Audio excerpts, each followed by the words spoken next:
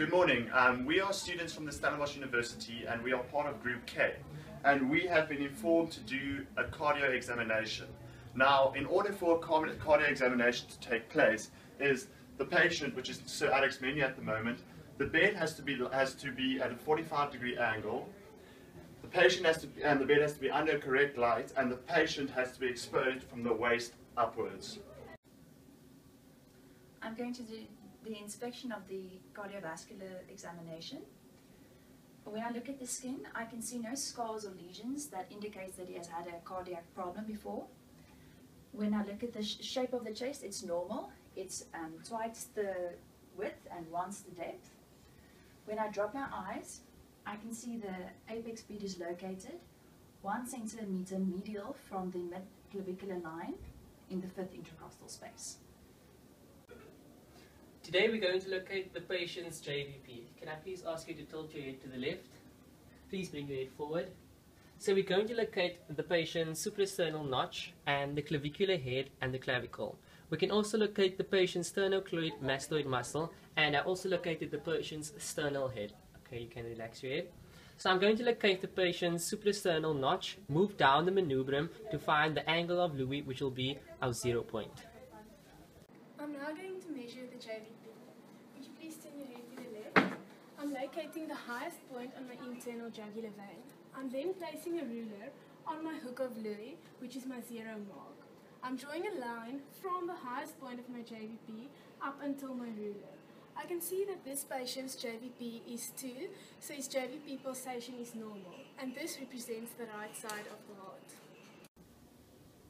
I'm now going to identify the landmarks of the cardio examination.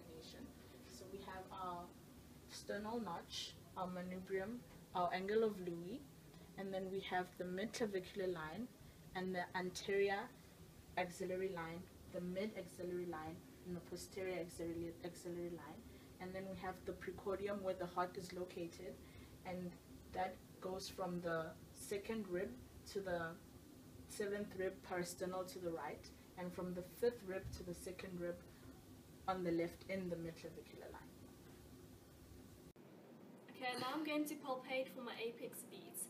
My landmarks are my suprasternal notch, my hook of Louis, my 2nd intercostal space, down my mid-clavicular line to my 5th intercostal space.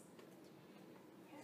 I can palpate for my sternal notch, my hook of Louis, my rib, my 2nd intercostal space, my rib, my 3rd intercostal space, my rib, my 4th intercostal space, my rib, and my 5th intercostal space. I can now palpate for the apex beads. I'm going to move my hand 1 centimeter medial to the mid-clavicular line for maximal impulse. Okay, so next I'll be palpating the heart valves. I'm going to identify my landmarks now. Starting with the suprasternal notch, the angle of Louis, parasternal 2nd intercostal space is my aortic valve. Opposite on the left, 2nd intercostal space is my pulmonary valve. 3rd intercostal space, 4th intercostal space is my parasternal, is my tricuspid valve. 5th intercostal space is my mitral valve. Okay. Yes. So I'll be palpating now.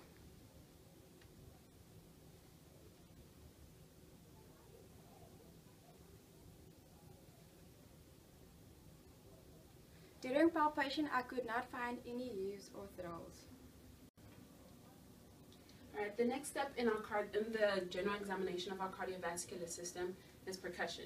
So I'm going to first start by laying out our landmarks, starting with the suprasternal notch and the hook of Louis, and that would lead us to the 2nd intercostal space and the mid-clavicular line.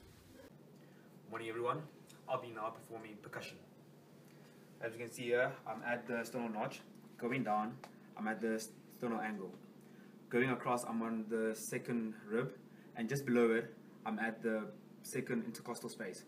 I'll be percussing down the mid-clavicular line. Resonance, resonance, resonance, resonance, and dullness. As you can see, I percuss from resonance to dullness down the midclavicular line. When we got to the bottom, when we heard the dullness, that's where the apex of the heart is, and that's where the heart border is. I'll be now percussing from the mid-axillary line towards the sternum. Resonance, resonance, resonance, and dullness. As you can see, I percuss from the mid-axillary line, going towards the sternum, and move from resonance to dullness. And by the dullness, that's the heart border, which represents the apex of the heart. I'll be doing the landmarks for the auscultation of the precordium. This is the sternal notch. Along the sternal notch lies the angle of Louis, a sternal angle. On the right of the sternal border, on the second intercostal space, lies the aortic area. On the left of the sternal border, along the second intercostal space, lies the pulmonary area. On the fourth or fifth intercostal space, on the left of the sternal border, lies the tricuspid area. This is the mid-clavicular line. On the fifth intercostal space, along the mid-clavicular line, lies the mitral area. Okay, I'm now going to be auscultating the different valves.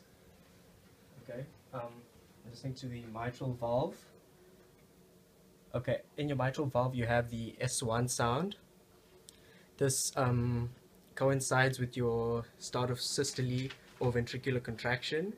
It also signifies the closure of the tricuspid and mitral valves. It's the sound that you hear, the S1 sound, is loud, low-pitched, and it's longer than your S2 sound. And it also synchronizes with your radial or carotid pulse. Okay, I'm moving on to your tricuspid valve. Okay, moving up, this is your pulmonary valve. And here we have your aortic valve. Okay, this is the best place to hear your S2 sound. It's soft and it's high-pitched. It signifies the closure of the pulmonary and aortic valves. It coincides with this end of systole and ventricular relaxation. Yeah.